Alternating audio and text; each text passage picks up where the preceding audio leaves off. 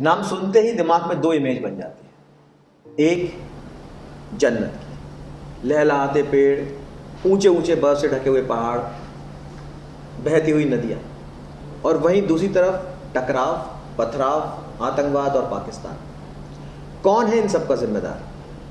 अगर आप WhatsApp theory पर जाएंगे तो कोई जिन्ना को जिम्मेदार बोलेगा, कोई नेहरू को बोलेगा, कोई गांधी को बोलेगा, पर कौन है असल में जिम्मेदार कश्मीर की आज की सिचुएशन के बारे में? रिसेंटली मैंने एक बुक पढ़ी, फारूक ऑफ कश्मीर। इस बुक को पढ़ने के बाद मेरे दिमाग में मानो कई क्वेश्चंस इधर उधर घूमने लगे। मैंने जो आज तक पढ़ा था, जो समझा था, जो सोचा था, वो सब कहीं ना कहीं धूमिल हो रहा था।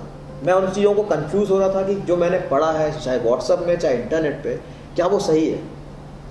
इन सब को समझने के लिए मैंने सोचा क्यों ना मैं इस बुक के राइटर अश्विनी भटनागर सर को यहाँ पे बुला लेता हूँ, ताकि हम इसके बारे में डिटेल्स पूछ सकें और उन क्वेश्चंस को जान सकें जो मेरे दिमाग में घूम रहे हैं। अश्विनी सर के बारे में बताऊं, अश्विनी सर एक रिनोन्ड जर्नलिस्ट हैं जिन्होंने इंडिया के टॉप लीडिंग न्यूज़पेपर्स में एडिटोरियल टीम्स को लीड किया है, चाहे वो टाइम्स ऑफ इंडिया हो, द पायोनियर्स हो, मिड डे हो, and sir has led an number of other projects in the world of journalism. 1988 से sir is more active in the journalism of Kashmir, और वहाँ के बारे में सर ने बहुत रिसर्च की है। So I would truly like to welcome Ashwini sir on my show, and thanks for coming, sir. And it's my pleasure, and I'm honored that I'm sitting here in front of you, and जो मेरे दिमाग में questions हैं, उन questions को आपसे पूछ पा रहा हूँ। I'm really thankful, sir. Thank you Anshu, it's a pleasure आपके साथ बैठने का मौका मिला, और आपने जिस संजीदगी से इस किताब को पढ़ा है और जो आपके इनिशियल जो क्वेश्चंस थे और क्यूरियोसिटीज़ थी, उनको जानकर मेरे को और भी उत्साह हुआ कि मैं आऊं और आपसे बातचीत करूं। Really thankful, sir. And sir, I am a romance author. I know. और आपकी जो पूरी राइटिंग है, I have seen other books also, जो आपने 18 other books लिखी हैं, जी। they have more of a touch of a journalism and more of a documentary, I'll say, and a biographical touch, जो ज़्यादा संजीदा है, ज़्यादा पेचीदा भी है। और मैं एक रोमांस ऑथर हूँ, तो I have been writing romance fiction. But best selling romance author, you are trending on Amazon as of today. Thanks for those words, sir. मतलब मैं बहुत कैजुअल तरीके से आपके सामने बैठा हूँ, but that is something which is very great of you that you have been on my show. Sir, before we start for the bigger questions जो थोड़े ज़्यादा पेचीदा हैं, एक लाइट क्वेश्चन से स्टार्ट करते हैं। जैसे कि मैंने आपकी बाकी सारी 18 बुक्स के बारे में भी देखा, समरी पढ़ी, इस बुक को भी पढ़ा, तो ये समझ में आता है कि आपने जो पूरी life as a journalist spend की है, वो जर्नलिज्म आपकी बुक्स में दिखता है। जी। अगर मैं आपकी बुक की बात करूँ, द लोटस ईयर, जो राजीव गांधी के बारे में है, उस बुक में भी आपका पूरा जर्नलिज्म और आपकी जो रिसर्च वर्क है वो अलग से समझ में आता है। So I would like to know about your creative journey, मतलब journalism, then documentaries, news channels, चाहे वो फिर वाजपेयी जी को कवर करना हो, and now into books, how you look on your creative journey, और आप व्यूअर्स को क्या बताना चाहते हैं अपनी जर्नी से? Thank you, Manshu, for this question. The thing is, whatever I am doing right now and whatever I am today, मैं जो भी हूँ वो जर्नलिज्म की वजह से हूँ। जर्नलिज्म ने मेरे को वो एक्सपीरियंसेस दिए हैं जो जब मैंने शुरू की थी इसमें यात्रा, तो कभी सपने में भी नहीं सोचा था। सारी दुनिया में ले गया, ऐसी ऐसी जगह ले गया जहाँ पे अमूमन लोग जाते ही नहीं और ना जाने की सोचते हैं। हिंदुस्तान तो पूरा देखा ही देखा, उसके अलावा विदेशों में गए। मैं आपको एक छोटा एग्जांपल देता हूँ। अफ़गानिस्तान में जब लड़ाई चल रही थी, 2000 की बात कर रहा हूँ, और जो नॉर्दर्न अलायंस पहली बार जब अफ़गानिस्तान में एंटर किया और तालिबान को उन्होंने खदेड़ दिया, तो पहला जहाज़ जो हिंदुस्तान से गया वहाँ काबुल एयरपोर्ट पे लैंड किया, उसमें मैं था। और I am truly saying it was one of the most frightening things to land at Kabul airport, क्योंकि पूरे का पूरा एयरपोर्ट, उसका जो except for the main runway, mine था। तो जब हम लोग उतरे हैं तो उन्होंने चौक से निशान बनाए हुए थे कि सिर्फ इसके बीच में चलिएगा, नहीं तो आप उड़ जाएंगे। सो I could have never imagined that I would get such an opportunity, and journalism is so enriching personally. एक तो political exposure, दूसरा जो socio-political exposure है, ऐसी ऐसी जगह गए जहाँ पे गरीबी, भुखमरी, तरह तरह की डिजीज़, कश्मीर की बात करें, टेररिज्म देखा। आपने अभी इंट्रो में कहा कि मचलती नदियाँ और बर्फ़ से ढके पहाड़।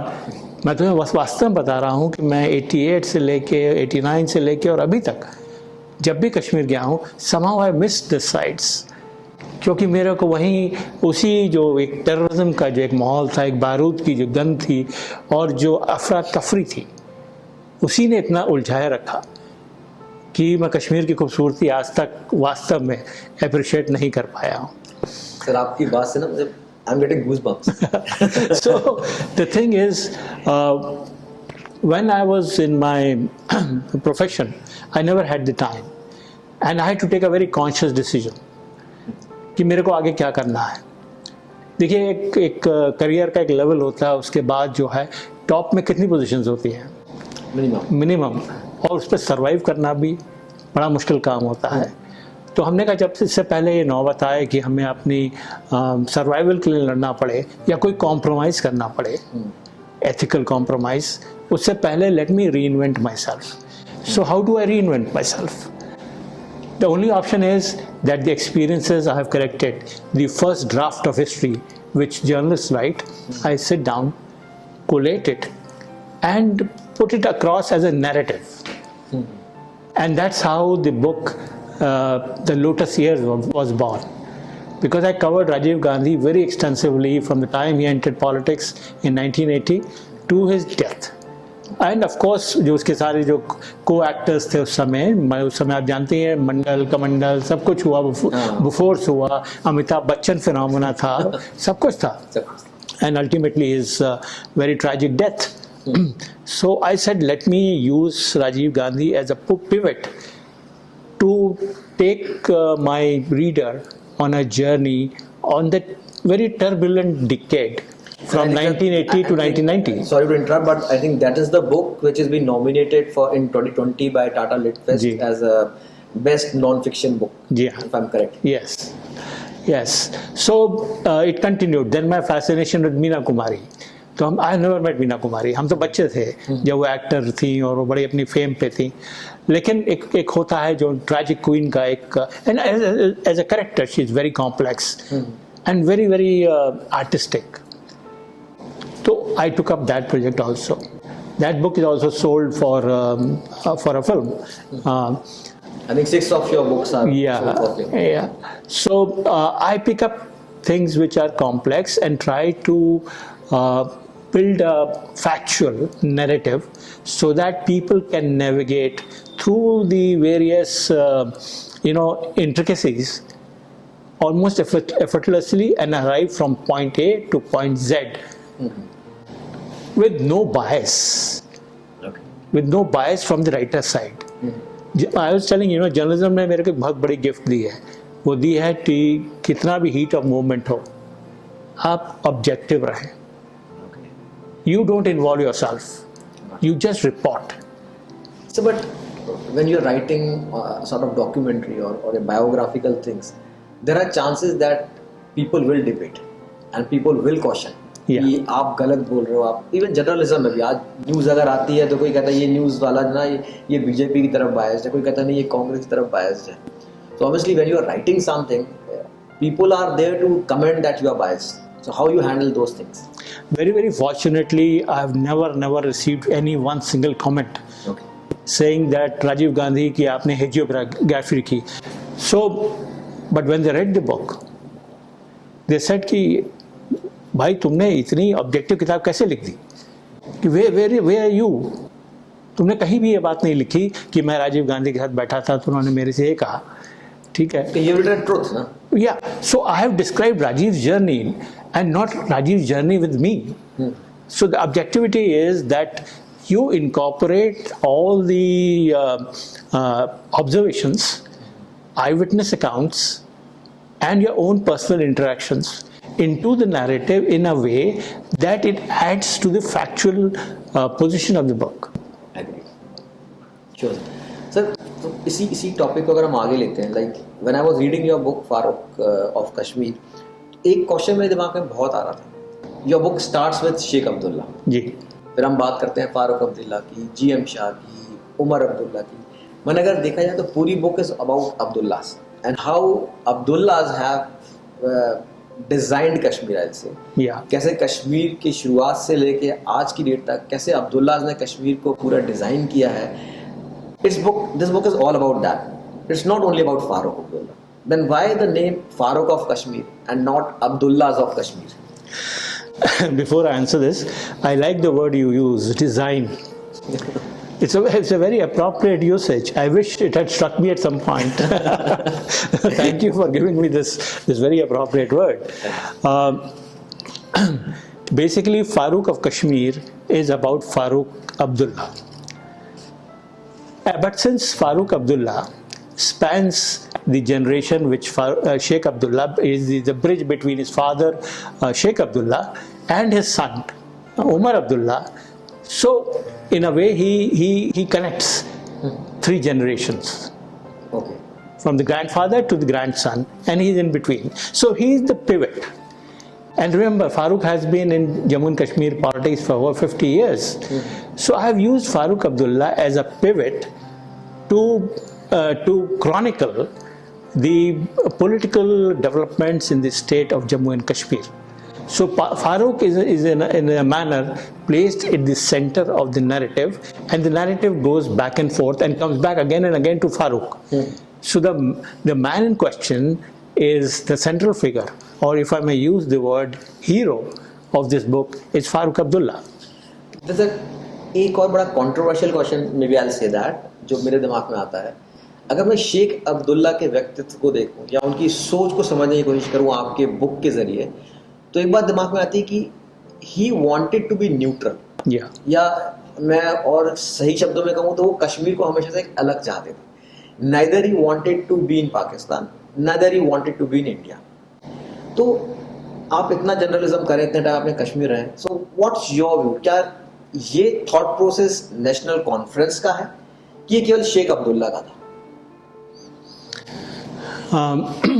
शेख अब्दुल्ला साहब जो थे वो एक लेजेंडरी फिगर थे हैं कश्मीर में। किंग ऑफ कश्मीर कहते थे, लायन ऑफ कश्मीर कहा जाता था।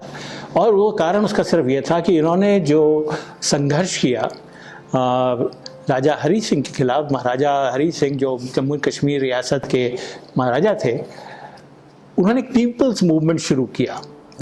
Second decade of 19th century से शुरू हुआ और सन 46 तक चलता रहा। 47 में वो जेल में थे क्विट कश्मीर को लेके। So he created this mass awakening amongst the peasants and the poor of the people that they were not getting their due. Kashmir में बहुत बुरा हाल था और जो पेजेंट्री थी वो बहुत ही गरीब थी, इतनी गरीब थी कि उनके पास कपड़े खरीदने के लिए संसाधन नहीं थे। घास की बनी हुई चप्पलों की चप्पल पहनते थे, घास की बनी हुई। और खाना ज़्यादातर जो मालिकान थे उस ज़माने के, वो 2-3 तरह के लोग थे। या तो डोगरा थे क्योंकि डोगरा राजा थे, दूसरे कश्मीरी पंडित थे क्योंकि सबसे ज़्यादा पढ़े लिखे थे, और तीसरे जो थे वो कुछ शिया मुसलमान थे। उसके अलावा जो लार्जर बल्क पॉपुलेशन थी वो सब अनपढ़ थी और मतलब पॉवर्टी स्ट्रिकन थी बेहतरीन रूप से। सॉरी टू इंटरप्ट सर, तो क्या शेख अब्दुल्ला ने वहाँ पर अपॉर्चुनिटी देखी? Yes, Sheikh Abdullah was when he was from AMU, Aligarh Muslim university में उन्होंने जाके पोस्ट ग्रेजुएशन किया और केमिस्ट्री में किया। और there were only 3 people in entire Kashmir Valley जो कि उस समय पढ़े लिखे थे, जिन्होंने ग्रेजुएशन पढ़ाई की थी। उसमें से एक शेख अब्दुल्ला थे। उन्होंने जाके वहाँ पे जो हालात देखे, और क्योंकि AMU में थे वो, अलीगढ़ मुस्लिम यूनिवर्सिटी, लेकिन अलीगढ़ मुस्लिम यूनिवर्सिटी का मिजाज उन दोनों लेफ्टिस्ट था। तो सर्वहारा क्रांति वाली जो बात थी वो शेख अब्दुल्ला के मन में बसी हुई थी। और वो जब कश्मीर आए, उन्होंने आके वहाँ रीडिंग रूम शुरू किया। इस तरह से फिर धीरे धीरे करके पूरा एक मूवमेंट शुरू हुआ और अल्टीमेटली JNK मुस्लिम कॉन्फ्रेंस बनाई। वो जो था उनका जो पूरा का पूरा एक एम्फेसिस था, फोकस था, वो कश्मीर घाटी पे था। और जम्मू में उनका इतना इन्फ्लुएंस नहीं था, लेकिन कश्मीर में he was the lion. So he was a mass leader. So Abdullah Sahab के बारे में ये कहा जा सकता है कि वो नेहरू की इन्फ्लुएंस में आके उन्होंने पहले तो अपनी पार्टी का नाम चेंज किया, मुस्लिम से नेशनल किया, ठीक है। दूसरी बात ये की कि वो लेफ्टिस्ट थे, लेफ्टिस्ट होने के बावजूद वो उन्होंने कुरान बहुत अच्छी तरह से पढ़ी थी और इतनी याद थी उनको कि जब हर पब्लिक मीटिंग और शुरुआत जब करते थे, आयत शुरुआत करते थे और लंबी लंबी आयत, he could capture the imagination of the people through religion and of course through his own views on economic development, emancipation and things like that. So Sheikh Abdullah created a sort of a environment around him which was very very pro-nationalist. लेकिन 40 के दशक तक आते आते और जब ये pro Pakistani movement चलने लगा और पाकिस्तान की मांग उठने लगी, शेख अब्दुल्ला टू माइंड्स में आ गए। और आपने अभी बताया कि जब जिन्ना आए थे उनके साथ क्या हुआ, जाना चाहते थे वो जिन्ना के साथ, ठीक है, लेकिन आप जानते हैं जिन्ना काफ़ी ईगोइस्टिक आदमी थे और शेख साहब का भी अपना एक ईगो अलग था। When Jinnah came to Kashmir, Sheikh Saab was very desperate to invite him for a public function. जो आपकी बुक में लिखा है कि tried to welcome him but Jinnah ignored him. And he said that जो national conference जब बनी थी तो टूट गई थी, तो एक पोर्शन मुस्लिम कॉन्फ्रेंस बन गया था जो ओरिजिनल था। तो उसने जिन्ना ने आके भाषण में कहा कि 99% मुसलमान जो हैं वो मुस्लिम कॉन्फ्रेंस के साथ हैं और मुस्लिम लीग के साथ हैं और जमात के साथ हैं, ये शेख अब्दुल्ला कौन है? So that hurt him. So he went back to the Congress. He went back to the Congress. Yes. Okay, so from the 40s, Sheikh was in two minds. Agree. So it starts from there. So इससे ना ये मैंने पूरा पढ़ा आपके उसमें, like in 1940 first time Nehru went to Kashmir, जहाँ उन्होंने एक बहुत बड़ा रैली की या सभा की, and Sheikh Abdullah welcomed him very in a big way or something, and then 1944 में जिन्ना वहाँ जाते हैं जहाँ पे एक मुस्लिम कॉन्फ्रेंस करते हैं जहाँ पे कि शेख अब्दुल्ला वाज इग्नोर्ड। तो बट इससे से ये बात समझ में आती है जो आज तक हम पढ़ते रहे और देखते रहे कि अंग्रेजों ने इंडिया पाकिस्तान का बंटवारा करवाया, अंग्रेज इसके पीछे थे कि इंडिया का बंटवारा हो जाए और कश्मीर हमारे लिए एक तरह का पपेट बीच में छोड़ दिया जो हमेशा इंडिया पाकिस्तान के बीच में रहेगा।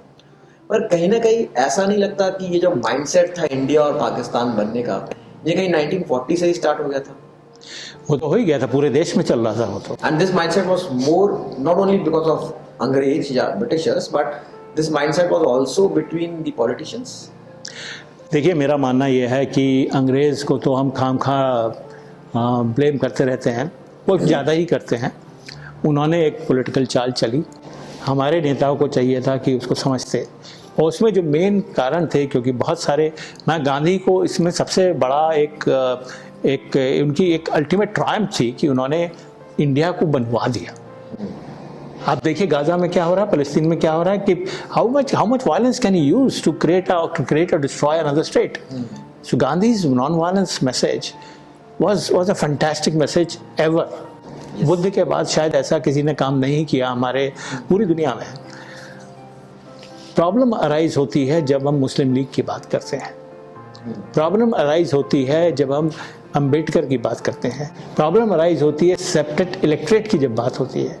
वो सब बातें शुरू हो गई थी 1920 वगैरह से शुरू हो गई थी सारी बातें। अंग्रेज़ों ने सिर्फ ये किया कि उन्होंने ईस्ट बंगाल का 1905 में डिवीज़न किया, ठीक है, उनकी अपनी चालें थी, लेकिन कहीं ना कहीं हमारे अंदर जो जज्बात थे धर्म को लेके, वो Jinnah had nothing to do with Islam. He ate pork, he drank wine, he never offered namaz. And you would know that जो द इंटेलेक्चुअल कैपिटल प्रोवाइड किया पाकिस्तान के लिए, वो इकबाल जो शायर थे वो उन्होंने किया। और इकबाल साहब जो थे कश्मीरी पंडित थे। Okay, name is Iqbal and he was changed, he converted to, yeah okay. तो ये लंबी हिस्ट्री है। आपकी इस बात से एक चीज सामने आती है कि Mahatma Gandhi obviously he connected complete India, एक साथ सबको किया so that we can fight against Britishers for our freedom. But फिर ऐसा क्या था कि वो लास्ट में हमारे देश के नेताओं को नहीं मान पाए? देखिए, हमारे देश के नेताओं ने जो भी मैनेज किया, चाहे वो जवाहरलाल नेहरू हों या वल्लभ भाई पटेल हों, जितने भी नाम आप ले लीजिए, जो बड़े बड़े हमारे नेता रहे हैं, स्वतंत्रता संग्राम से जुड़े लोग रहे हैं, उन्होंने हिंदुस्तान को बहुत अच्छी तरह से पायलट किया through the partition and after the partition. Nehru went overboard in trying to placate Sheikh Abdullah. Sheikh Abdullah ने कहा कि मैं हिंदुस्तान के साथ आऊँगा. जब इन्वेडर्स आए 47 में, शेख अब्दुल्ला ने, नेहरू ने शेख अब्दुल्ला को जेल से छुड़ाया और फिर उनको इंटरिम हेड बनवाया JNK का, महाराजा को प्रेशराइज करके. और Abdullah played a very important role in organising the self defence of Srinagar and surrounding areas. So he actively contributed. But once that was over, Indian army came in, etc., etc., and the late 49 and 50 started. Sheikh Abdullah developed certain other ideas, and he started playing between two sides. कि ये कर दो, नहीं तो मैं पाकिस्तान चला जाऊंगा. So that means his political desires, और जो उनकी महत्वाकांक्षाएं थी, the correct word would be, that actually led Kashmir in the situation where we are today. जब 1975 में Sheikh Abdullah came back to power, then how he thought about building Kashmir. उन्होंने कश्मीर के बारे में क्या सोचा, how Kashmir should progress. और यही question not only for Sheikh Abdullah, what Farooq Abdullah thought when he came into power, क्योंकि उन्होंने शेख अब्दुल्ला की मज़ार के वहाँ खड़े होकर भाषण दिया था. कश्मीर को प्रॉस्पर बनाने के लिए, कैसे करप्शन रिमूव करने के लिए. तो इन वर्ड्स पे what's your thought? Do they actually rely on that words? आपको जान के आश्चर्य होगा कि जब 50s में शेख अब्दुल्ला इतने कमिटेड थे कश्मीर का एक नया रूप देखने के लिए कि उन्होंने एक विजन डॉक्यूमेंट बनवाया जिसका नाम था नया Kashmir. And it was created like a communist manifesto. It was so progressive, so secular and so forward looking and progressive. But when he came back to power in 1975, he forgot all about it. Because his entire period, from when he came back after Indira Gandhi Accord till the time of his death, his administration was mired in corruption, inefficiency, and great distress to the residents of Kashmir. यहाँ तक हाल हो गया था कि लोगों के पास खाने पीने के लिए जो उनका एक सप्लाई डिपार्टमेंट होता था, जिससे कि वो फेयर प्राइस शॉप जिसको हम लोग नॉर्मली कहते हैं, सारा का सारा जो फेयर प्राइस शॉप में जाता था माल, वो अफसर लोग और जो वहाँ के लोकल कॉन्ट्रैक्टर्स थे वो खा जाते थे. There was no check of balance on what the people are, how the people are doing. Sheikh was doing his own thing. अपने बेटों को, अपने उनको सबको हर जगह लगा दिया उन्होंने, और उसके साथ साथ सब जगह लगा दिया, और उसके साथ साथ अपने फेवरेट अफसर और उनको पोस्टिंग दे के इस तरह. और एक काम उन्होंने ये किया कि जो डेवलपमेंट फंड्स जाते थे उसमें अपने नुमाइंदे बैठा दिए जिला लेवल पे, डिविजनल लेवल पे, who would override the divisional commissioner and district magistrates to allocate funds for projects. उसका मतलब क्या था कि वो सारे सीधे के सीधे जो पैसे साइफन ऑफ हो जाते थे in the political pockets. So Sheikh Abdullah's chief ministership was a period of great hardship for the ordinary Kashmiri. Kashmiri वहीं से जिस आदमी को इतना रिवर किया जाता था उससे डिसअपॉइंट होने लगे. और उसके साथ साथ उस ज़माने में एक किताब छपी जिसको कहते थे the red book. And sir, red book का जिक्र मैंने पहली बार आपकी बुक में पढ़ा. Then I try to Google it. मैंने कहा रेड बुक के बारे में सर्च कर रहा था. मुझे रेड बुक के नाम से कई बुक्स मिली, but not the one which is mentioned in your book. मैंने कुछ फॉरेन राइटर्स की बुक, अलग अलग रेड बुक के नाम से बहुत बुक्स होंगी, पर जिस बुक का जिक्र इस बुक में किया गया है उस रेड बुक के बारे में कहीं कुछ नहीं मिलता. It's not actually a book, it's a pamphlet. Okay. और वो भी ज़्यादातर साइक्लो स्टाइल पैम्फलेट टाइप था वो. और उस पैम्फलेट में उन्होंने डॉक्यूमेंट्री एविडेंस दिया था कि अब्दुल्ला के सारे काला चिट्ठा था एक्चुअली. हाँ, उसमें कौन सी प्रॉपर्टी एक्वायर की गई, क्या किया गया, किसको अपॉइंट किया गया. So it was sort of a collection of the corruption and the corrupt practices of Sheikh Abdullah government. Interestingly, Farooq Abdullah was also involved, because when the booklet came out, the reaction was not from the Sheikh. It was from Farooq. It was from Farooq. And Farooq typically, जैसे वो कहते हैं कि he said nothing is like this is happening and this is all an attempt to tarnish the image. And he did something for उन्होंने speaker वगैरह को भी हटाया उस समय, so that all वो तो political wrangling चल ही रही थी, क्योंकि internally भी there was a lot of questions being raised on the leadership of Sheikh Abdullah. You see, this is not the first time. I'll go back to 1952 and 53 when Sheikh was arrested. Bakshi गुलाम मोहम्मद जो उनके सबसे खास आदमी थे, जिन्होंने पूरे संघर्ष में क्विट कश्मीर से लेकर उससे पहले से जो प्रो प्रेजेंट मूवमेंट था शेख अब्दुल्ला का, उसमें उनका साथ दिया, वो उनसे इतना परेशान हो गए थे कि ये कभी कुछ कहते हैं कभी कुछ कहते हैं. आप किताब में पढ़िएगा, मैंने उनको कोट भी किया है कि there is so much of confusion whether we are in with India or not with India, and if we are in with India क्या हमारी शर्तें हैं. तो he said that we cannot let the future of the Kashmiri people be held hostage by Sheikh Abdullah, and that's why Sheikh was arrested and is replaced by Sheikh Ghulam Muhammad. So but पूरी theory में एक चीज clear है कि Farooq Abdullah was very smart. Why I'm saying that, क्योंकि जैसे कि शेख अब्दुल्ला जब फारूक अब्दुल्ला को लेकर आए पॉलिटिक्स में, at that time Farooq Abdullah was in Britain, married to a Britain girl, he was a doctor, well settled there, citizenship भी थी उनके पास ब्रिटेन की. और यहाँ पर जीएम शाह जो उनके दामाद थे, he was very active in politics, और सबको ये था कि he will be the next chief minister और he will be taking up the gaddi of Sheikh Abdullah. But then Sheikh Abdullah brought Farooq Abdullah from, I say कहीं से अचानक से पॉलिटिक्स में उतरे, and Farooq Abdullah played very well game, जहाँ जीएम शाह को he completely sidelined and he became the chief minister. So in that way, how you compare GM Shah and Farooq Abdullah? So was Farooq Abdullah really smart, or GM Shah thought कि चलो family matter है, so leave it? No, although he never left he it. never left it. He fought for it, and he expressed his great anger over this. अब इसमें काफ़ी किस्से बयान किए हैं मैंने कि किस तरह से वो बहुत परेशान थे कि ये हो रहा है. But I must say that Farooq is a smart guy.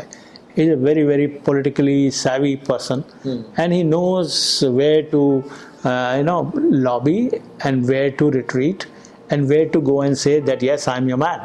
So he's a complete politician.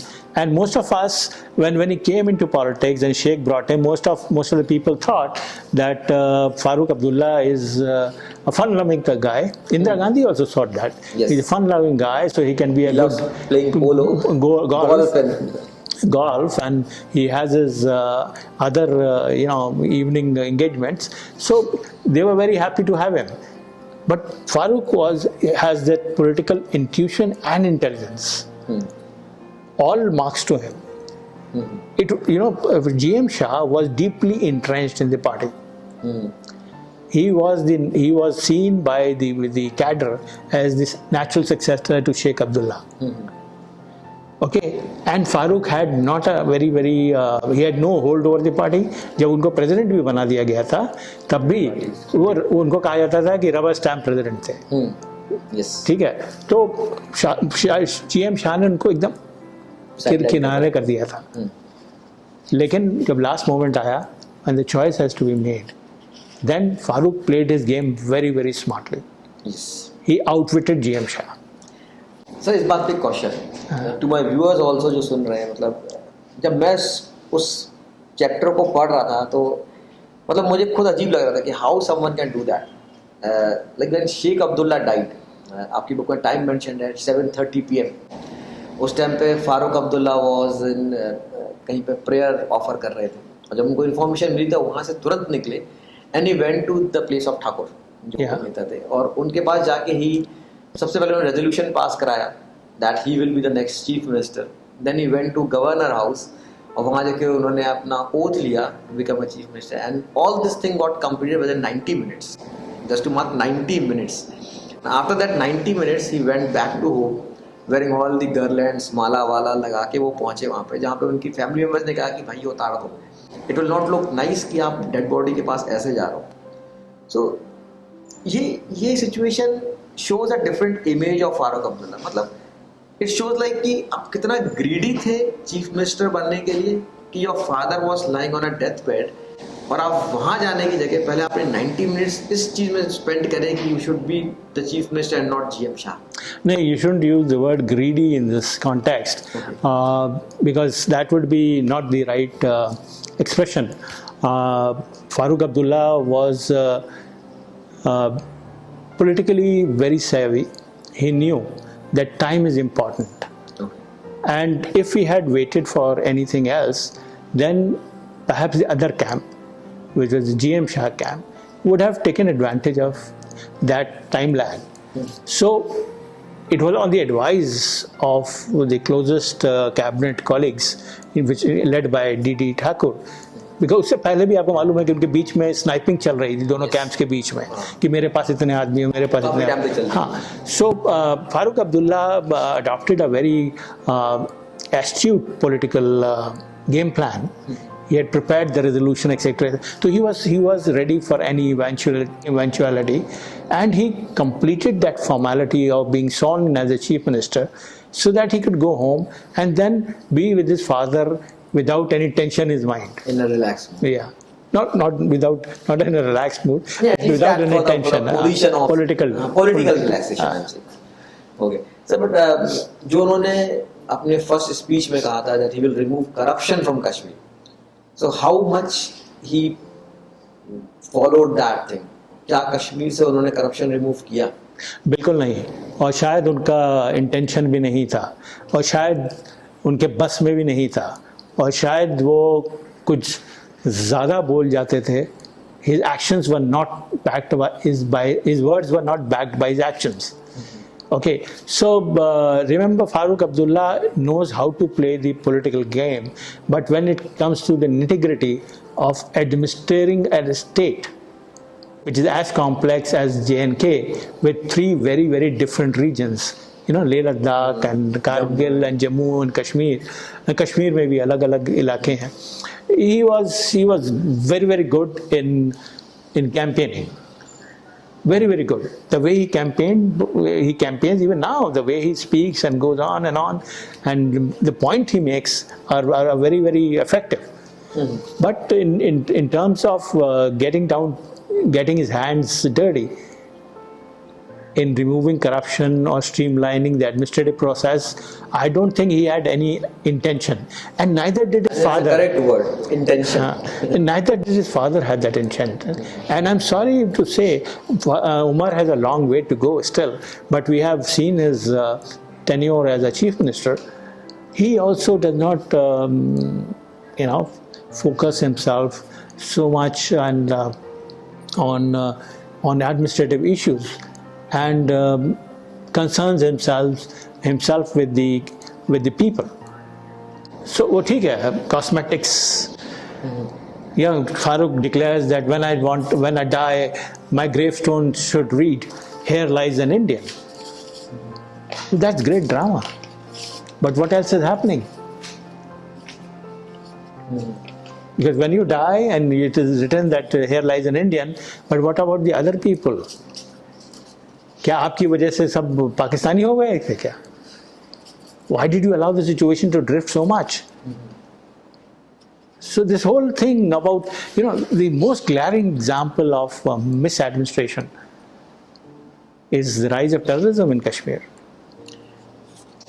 Terrorism से क्वेश्चंस मन में आता है मेरे. जब साउथ कश्मीर में मुस्लिम कम्युनिटीज हिंदू पंडितों पे they were killing them, उनको भगा रहे थे, सब कुछ हो रहा था. At that time, obviously, जो चीफ मिनिस्टर थे उस टाइम उन्होंने रिजाइन किया फ्रॉम द पोस्ट. बाद में एक कंट्रोवर्सी आई कि this was all plan by Mufti Sayeed. बाद में we have seen that Mufti Sayeed को यूनियन मिनिस्टर बनाया गया, राज्यसभा का मेंबर ही बनाया गया during Rajiv Gandhi time. So what's your view on it? क्या ये सही था? एंड उसके बाद फारूक अब्दुल्ला चीफ मिनिस्टर वापस बन जाते हैं. Once Mufti Sayeed become union minister, he become the chief minister. So is it that the complete Kashmiri पंडितों का मूवमेंट फ्रॉम कश्मीर और जो सारा पलायन हुआ, जो मुस्लिम कम्युनिटीज ने दंगे हुए, सारा कुछ, is it only inspired or framed by Pakistan, or it was also the political intentions or political games which our political leaders were playing? उन सबका मर्जर था जो सब कुछ हुआ? जी हाँ, अगर आप उठा के देखें और बहुत सारी चीज़ें ऐसी हैं जो कि इतिहास में दर्ज भी हैं कि ये जो पूरा प्रोसेस था इस्लामाइजेशन का कश्मीर में, वो 88 में नहीं हुआ, 85 में नहीं हुआ, वो सब के टाइम से हो गया। वो तो तो उन्हें शायद 10,000 कुरान बांटी, वो इसलिए बांटी थी क्योंकि जमात वाले बहुत स्ट्रांग होते चले जा रहे थे। और शेख अब्दुल्ला की भी प्रॉक्सी ऑर्गेनाइजेशन थी प्लेबिसाइड फ्रंट, जो कि कहती थी कश्मीर को में रेफरेंडम कराओ और ये कराओ और कश्मीर आज़ाद होगा कि नहीं होगा इस पर पूरी। और फिर उसका JKLF बनी, JKLF ने हवाई जहाज हमारे कितने हाईजैक किए, उसके बाद अपने मात्रे साहब को मार दिया गया by diplomat, he was killed by JKLF। So this terrorist activity is going on, but what was not so evident at the point in time was the radicalization of the population. I feel that radicalization started happening, the first processes started happening when Sheikh came back to power in 75. And more people were inducted.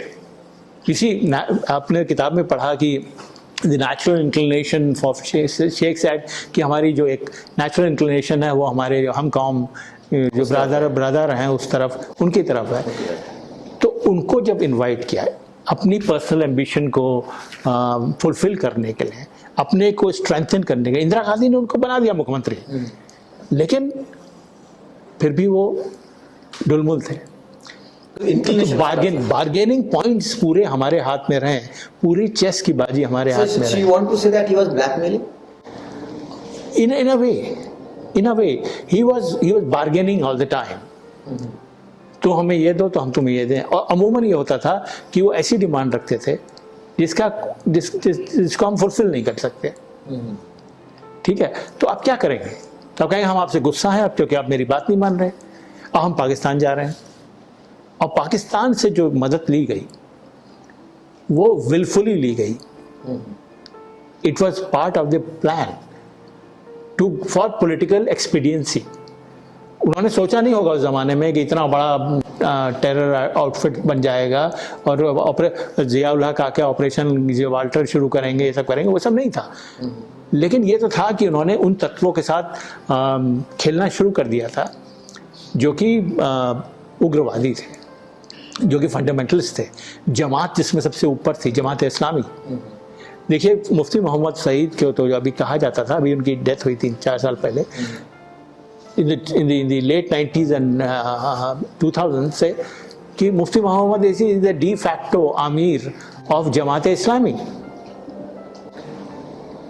नाम का कोई भी हो वहाँ पे, लेकिन मुफ्ती साहब उसके बॉस हैं। And as you know, Jamaat is a very hardcore jihadi organisation. इसी तरह से जब MUF वाले जब चुनाव लड़ने आए तो Mufti was with the Congress, Muslim United Front वाले, तो फारूक अब्दुल्ला के खिलाफ। तो कांग्रेस का कैंपेन करने जब मुफ्ती जाते थे तो वहाँ पे खड़े होकर कश्मीरी बोलते थे, और तो उनके साथ जो पार्टी के ऑब्जर्वर होते थे वो कश्मीरी नहीं जानते थे क्योंकि दिल्ली से आते थे, कहीं और से। तो उनसे बोलते थे कि आप कांग्रेस को वोट करो, सारी बात बताते थे, ऐसा है कश्मीर में, वैसा है वैसा। फिर कहते थे जब वोट करने की जाती थी तो कहते थे वोट करो। मतलब क्या था कि मुल्ला और पेन की तरफ इशारा करते थे वो, क्योंकि उनका जो पार्टी का सिंबल था वो कलम और दवात थी। ओके, तो MUF को वोट मिलते थे, कांग्रेस के वोट उधर ट्रांसफर हुए। ठीक है, MUF के जितने भी वो थे एक्टिविस्ट थे वो सब के सब पाकिस्तान गए, और आज की तारीख में कुख्यात टेररिस्ट हैं, सलाउद्दीन वगैरह सब वहीं के हैं। They contested the elections, they were all part of that gang, if I may call it a gang. ठीक है, but they made a honest attempt to enter electoral politics, और MUF ने आते ही ये बता दिया था कि हम अपनी सारी की सारी चुनावी रैलियों में इस्लाम और जिहाद के अलावा कुछ नहीं करेंगे। So the rhetoric was very very toxic. So अगर आप उसको सोचें ना एक तरह से कि did Farooq Abdullah in a way did the right thing to steal the elections from the MUF because they were more rabid, or did he do the wrong thing in terms of the democratic tradition? That's very debatable. Sir इस book पे इतने questions हैं ना कि अगर मैं शायद हम बात करने बैठेंगे तो शायद 5-6 एपिसोड बन सकते हैं इस पे। क्योंकि एक लास्ट क्वेश्चन, क्योंकि अभी आप समझा रहे थे उससे समझ में आता है कि क्योंकि इन लोगों का इतना स्ट्रॉन्ग होल्ड था और है भी कि आप कोई भी चीज़ इम्प्लीमेंट करने से पहले आप समझ नहीं, जैसे कांग्रेस का आप बता रहे हैं, कांग्रेस ने मुफ्ती को लेके सब कुछ किया, उसके बाद ही वोट वहाँ जाता था। तो क्या बीजेपी ने जो अभी 370 हटाई, जब सबको नज़रबंद किया, I think BJP would have read the history कि अगर 370 हटाना है तो सबको नज़रबंद करना ज़रूरी है, वरना पता नहीं कौन कहाँ इशारा कर दे। हाँ, इन अ वे। और वैसे भी बीजेपी है या उससे पहले जनसंघ है, इनका तो वादा ही था कि हम 370 हटाएंगे, और आज का नहीं है, बहुत पहले का है। आज़ादी के तुरंत बाद से उन्होंने ये बात शुरू कर दी थी, और बड़े बड़े एजिटेशंस लॉन्च किए थे।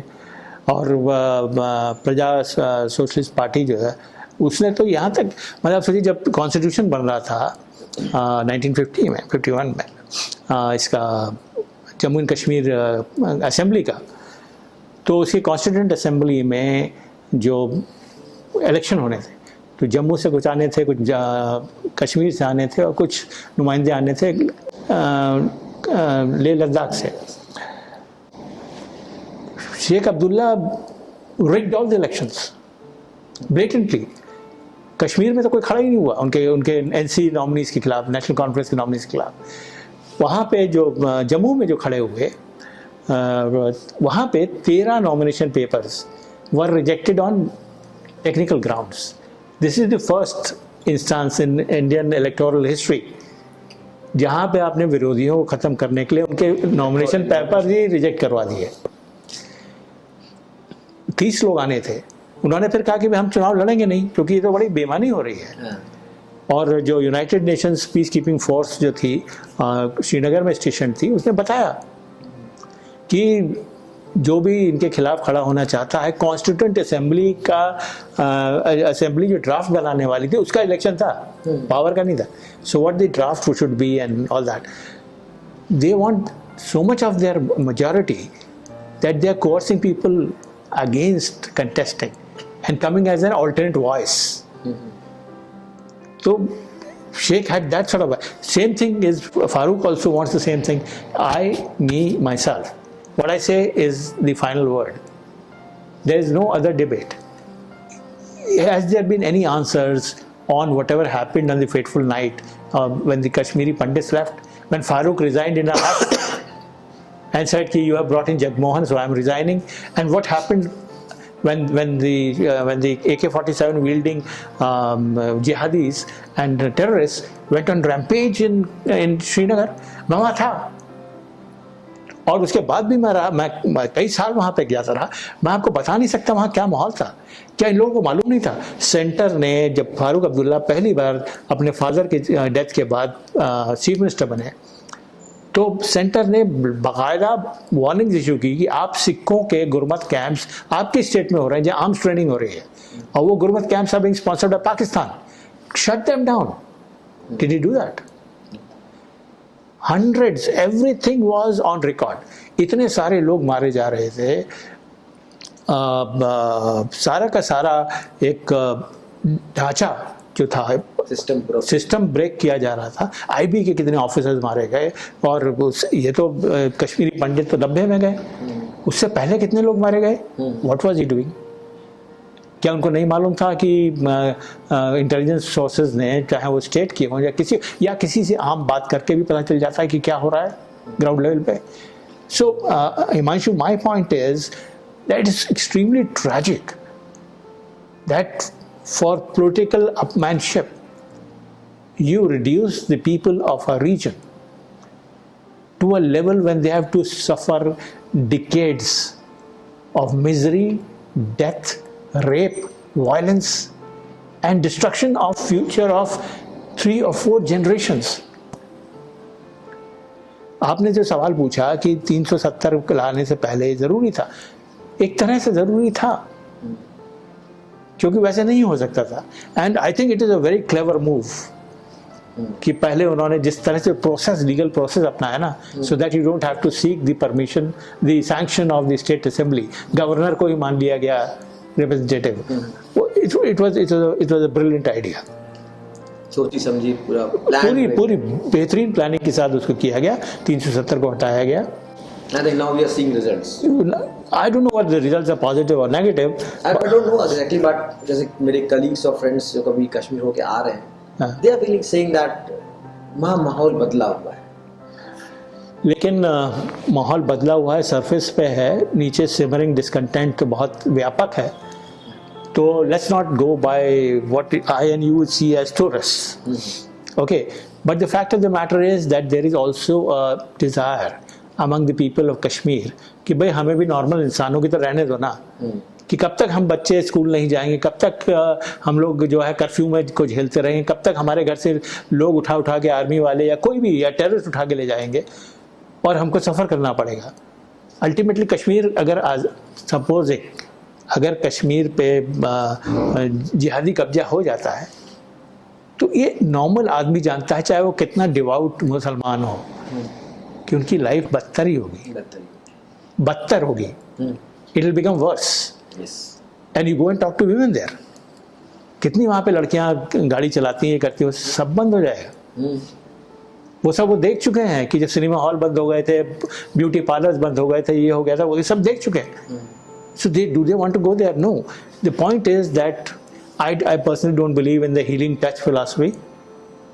बहुत साल हम लोगों ने यूज़ कर लिया, मतलब इंदिरा गांधी के टाइम से लेके आज तक हीलिंग टच के नाम पे पॉलिटिकल एक्सपेक्टेंसी का यूज़ होता था। तो we should have that healing touch policy which was previously practiced, but a very very forward-looking, humane approach towards building up an environment in Kashmir which aligns the Kashmiri to us. That, and we shouldn't ask them कि भाई तुम हिंदुस्तान के साथ आप integrate करो या ना करो. Let them be. Let them be. There is no compulsion. And the thing is, everybody is realizing this. कि you want a life in a hellhole, or you want a life within quotes in paradise. ठीक है, जन्नत में जाना चाहते जाइए, लेकिन the situation is कि why don't we have a system कि जिसमें आगे तो आपस में बैठ के बात करना ज़रूरी है। जो वहाँ की सिविल सोसाइटी है उसके साथ बैठ के बात, draconian measures are only for a short period of time, and I'm sure the BJP or whoever is in power will only utilize it for a limited purpose and open a wider dialogue with people. People are important. That's it. Yeah. Thank you sir. Sir जो मेरे show का एक special segment है, मैं कहूँगा कि I am having 5 questions with, जिसको मैं बोलता हूँ मेरे मोबाइल क्वेश्चंस हैं। आपको मोबाइल मतलब चलते फिरते? हाँ, मतलब मेरे मोबाइल पे वो क्वेश्चंस होते हैं। तो I am having those questions with me. आपको मैं 1 to 5 नंबर्स हैं, आपको उनमें से कोई भी 2 नंबर चूज करने, पहले एक फिर दूसरा, because out of 5 I will ask only 2 questions. Okay, तो इट्स योर लक। ये थोड़े पर्सनल क्वेश्चंस हो सकते हैं, बताइए सर कौन सा नंबर चूज करें? 2। Okay, so how you met your wife? Oh, I said these are some personal questions. Yeah. And the thing is that I'm delighted that you asked this question because हर इंसान के पीछे एक companion का होना ज़रूरी है. Without a companion, you cannot. And I've been very lucky to have a companion from the time when I was in BA Part 1. तो मैं पढ़ रहा था लखनऊ यूनिवर्सिटी में, और बीए के पहले साल में भर्ती हुआ जब, तो तभी मेरी मुलाकात हुई नीरा से। She was a batchmate. Of course हम लोग के कोर्स वो अलग अलग थे, सब्जेक्ट्स अलग अलग थे, but we are the same batch and we used to meet very often, जो वहाँ पे कल्चरल एक्टिविटीज़ वगैरह वगैरह। तो I have known her for 76 है, so almost 45 years, 46 years, and she has been a constant in my life. बहुत सारे उतराव चढ़ाव हुए ज़िंदगी में, लेकिन उन्होंने बहुत कुछ किया। जर्नलिस्ट के लिए आई थिंक वाइफ का सपोर्ट होना बहुत जरूरी है। बहुत जैसे आपने जरूरी। बताया कि मैं अफगानिस्तान में उतरा सबसे फर्स्ट फ्लाइट में, I was having goose bumps, तो मैं इमेजिन कर सकता हूँ कि how she must be feeling at that time. एक नहीं भाई साहब, मैं उनको ले गया एक बार, वो कहने लगे तुम कश्मीर जाते हो इतनी बार, तुम मस्ती करते हो, बढ़िया बढ़िया खाना खाते हो, हाउस बोट में रहते हो, हमने चलो। सो आई टुक हर एंड शी, पूरा हम लोग घाटी में घुसे और फिर उससे कोई बम एक छोटा मोटा फट गया था, ये सब हुआ, और फिर हम लोग हाउस बोट में जाके रात में सो गए। तो पूरा माहौल इतना भयावह था, कुछ हुआ नहीं उनको, सिर्फ चेक पॉइंट पे हम लोग शाम को घुसे थे श्रीनगर में, चेक पॉइंट्स थे, ये थे वो थे, और फिर वहाँ गए तो डल लेक में जो है एकदम सन्नाटा, और बीएसएफ की बोट्स जो हैं सर्वेलेंस करती थी, उनकी सायरन ये वो। रात के 3 बजे वो चीख के उठी, तो हमने क्या हो गया तुमको, चीख क्यों रही?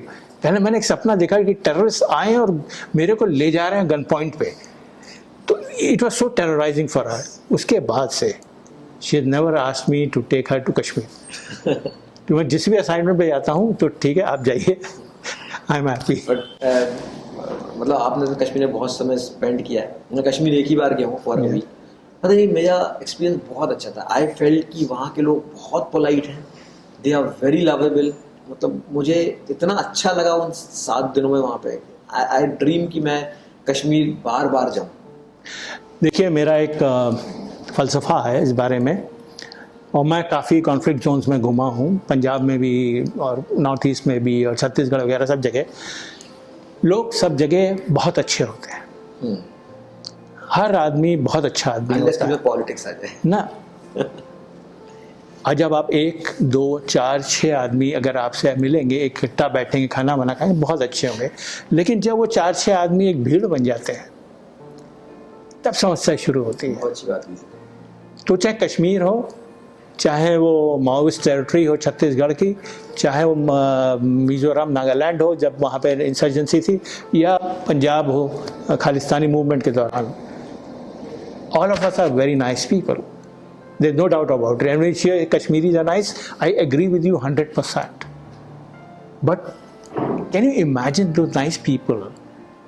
उसी में से तो लोग निकले जिन्होंने वो atrocities की हैं, जो कि मैं आपको मतलब if I give you some graphic instances of how of bloodletting, किस तरह से लोगों को मारा गया है।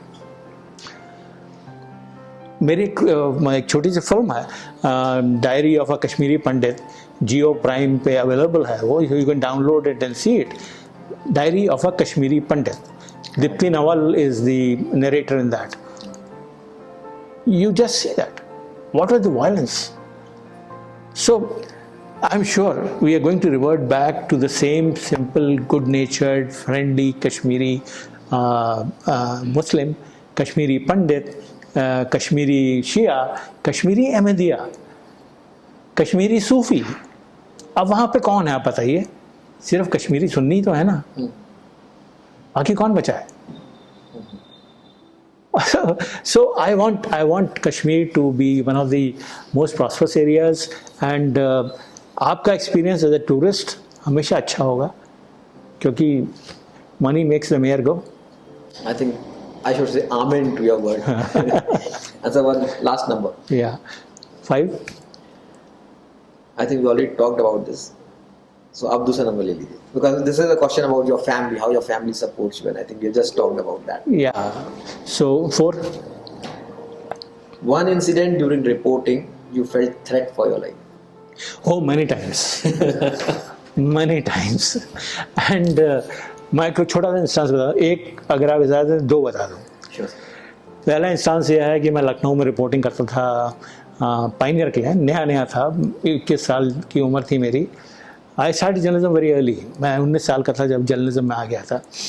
तो वहाँ पे शिया सुन्नी रॉयट्स होते थे, तो गलियाँ थी पुराने शहर में जहाँ पे रॉयट्स होते, बल्ब एसिड के भरे बल्ब फेंकते थे, फायरिंग होती थी, स्टैबिंग होती थी, ये सब होती थी। तो रॉयट कवर करने के लिए हम जा रहे थे, तो एक कहीं फायरिंग हुई गली में, तो पुलिस वाले दौड़े उस तरफ, उनके पास वो सब रहती है ना शील्ड्स वगैरह, तो वो घुसे उस तरफ।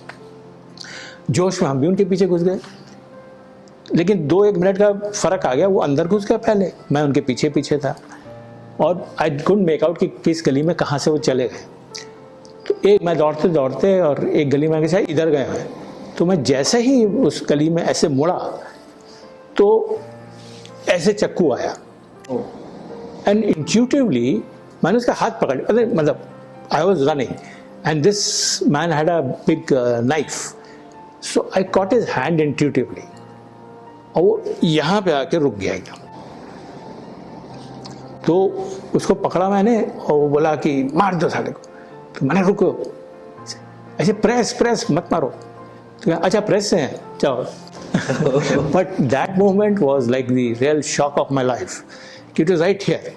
तो खैर दूसरा जो है कश्मीर के इंस्टांसेस हैं कि जिसमें हम और गंजू साहब, और Ganju is a veteran in Kashmir politics and also is reported from ground में, he used to live there. तो गंजू साहब और हम दोनों जने कश्मीर में गए थे एक रिपोर्टिंग असाइनमेंट में। तो एक मंत्री के घर में गए हम लोग, इलेक्शन होना था, अगले दिन इलेक्शन था। तो मंत्री के घर गए, वहाँ हंडवारा की बात है।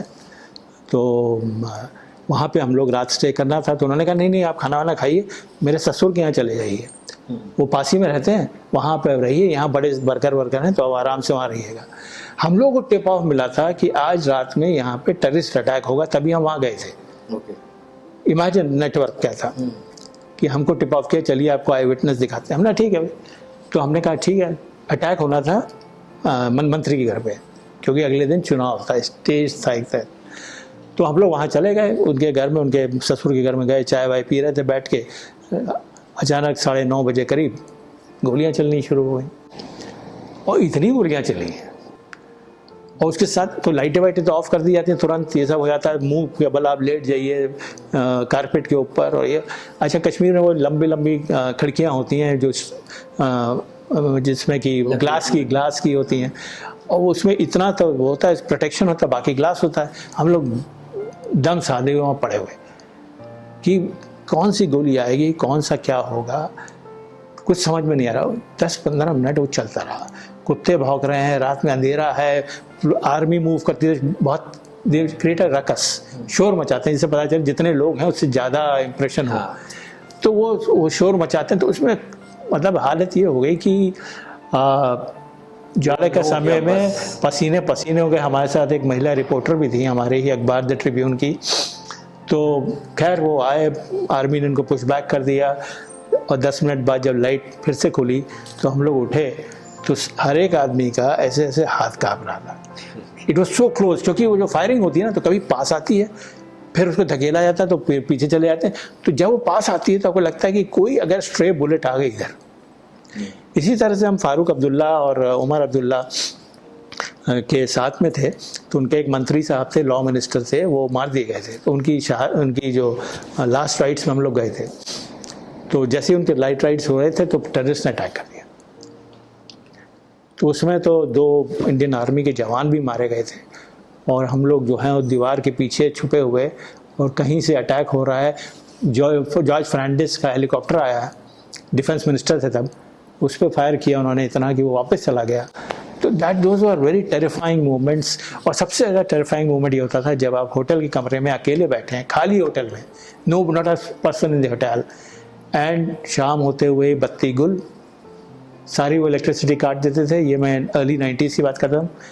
और आप वहाँ बैठे, फिर वो लाउड स्पीकर पे शुरू होता था भाषणबाजी, हिंदुस्तानी कुत्तों भाग जाओ, ये करो वो करो, इस तरह की बातें शुरू होती थी। फिर वो टेप लगा देते थे, और टेप बजता था जिसमें कि कौमी नगमे और वो सब होता ना, मार डालो, कैसा कर दो, कत्ल कर दो, ये कर दो, ये सब होता था। अब वहाँ बैठे उस अंधेरे में, और आपको पता नहीं कि कौन आएगा, क्या होगा, एक्सेट्रा एक्सेट्रा। सो आपको बताऊँ, कश्मीर में हमारा एक ही सहारा था, गंजू और हमारा एक। हम लोग ये बात अपने मजाक करते थे कि जब दिल्ली से निकलते थे तो कहते थे खंबा कितने खंबे साथ लिए तो खंबे जो हैं विस्की की बोतलें होती थी, और शाम होती, कहीं निकल नहीं सकते, कर्फ्यू लगा हुआ है, तो शाम होती थी उसी के सहारे ढांढस बंधा रहता था कि and there have been instances where terrorists have come into the room। मैंने इसमें लिखा भी है कि AK-47 पहने और उनसे झगड़ा हो गया, मतलब आर्ग्यूमेंट हो गया। तो it was living on the edge. But again, that was all in the heat of the moment. अब आप उसमें It's the life of a journalist, actually. yeah, you some people are I think more. we need to do another podcast on this topic. But sir, thanks a lot for coming, and to all the viewers and all the readers, I think you must read this book, Farooq of Kashmir. मैं इसका link भी description में drop करूँगा.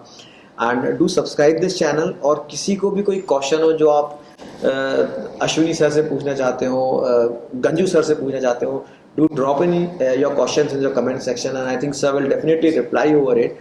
क्योंकि मैं जब इसको book को पढ़ रहा था, I was telling you sir, मतलब 3-4 days तक I was reading this book almost till 2 or 3 o'clock in the night. इसलिए नहीं कि मतलब मुझे इसको खत्म करना था, ये बुक मुझे कह रही थी कि मुझे खत्म करो. That was the sense in this book. And one sir, last thing which I want to do in my podcast, because सब लोग कहते हैं आजकल रीडरशिप खत्म हो रही है, people are not reading. Yeah. So I want to ask everyone to read books, not only this book but any book what you like, and I want authors to do something to make them read books. So एक छोटी चीज करवाऊंगा, although मुझे पता नहीं आपको अच्छा लगेगा नहीं, but I'll ask you to do with me. क्या बोलिए? So it's a small book dance. What? Book dance. Book dance. अच्छा, वॉर डांस तो नहीं कराएंगे ना? No, it's only a book dance, हाँ. which I want my readers to see, because उनको पता होना चाहिए कि उनके authors क्या क्या कर रहे हैं उनके लिए. We have to, कहा गया ना Oliver Twist का famous, you have to sing for your supper. Yes. तो चलिए वो भी करते हैं. आई sir. So this is a book dance. हाँ. रीडर्स के लिए, क्योंकि रीडर्स आजकल कहते हैं लोग बुक्स नहीं पढ़ते. I want to tell my readers कि देखो ऑथर्स आपके लिए क्या क्या कर रहे हैं. You have to do just one thing, buy the book and read a book. And whoever buys the book, you are welcome to have a free dance with me. That's much better. Yeah. So like this. 1, 2. Oh, I can't get it right. Perfect sir. Thank you. And thanks a lot sir for coming, and it's my pleasure कि आप मेरे show पर आए. मेरे show को actually आपने bless कर दिया. So much knowledge I have gained today about Kashmir, about politics. And sir, I'm eagerly waiting to invite you again, क्योंकि अब मैं नेक्स्ट एपिसोड शायद करूँगा जर्नलिज्म के ऊपर. And I want to know कि जर्नलिस्ट क्या फील करते हैं when they are actually in the field, और उनकी फैमिलीज क्या फील करते हैं. And before we close this show, I just want to give you one of my book, because being an author I would love to give you my book. And do read sir if you have time. Thank you. Although it's not Thank on you. politics side, it's more on fiction. Soon to be a motion picture. Wow. The book is called She Erased Her. Himanshu Rai is the best-selling author. He is trending on Amazon. Thank you sir. तो ये जो मैं I would like to present 2 of my books to you. आपने lotus year का जिक्र किया Yes था. sir. This is which I am dying to read after reading your Farooq of And Kashmir. this is Fatal Clash. It is again contemporary thriller, real life story. East West Airlines के जो owner था उसके murder पे है ये. So guys, soon there will be theories about this Fatal Clash and Lotus Year. Lotus Year, but definitely you will get some theories, because I'm dying to read about Rajiv Gandhi and I think Operation Khatam. Khatma. That is a different story. Khatma. So That's I'll be reading this sir. Thank you. And thanks again sir for coming on this show. Thanks again. Always a pleasure and privilege to meet you, Thank Himanshu. you sir. Thank you sir.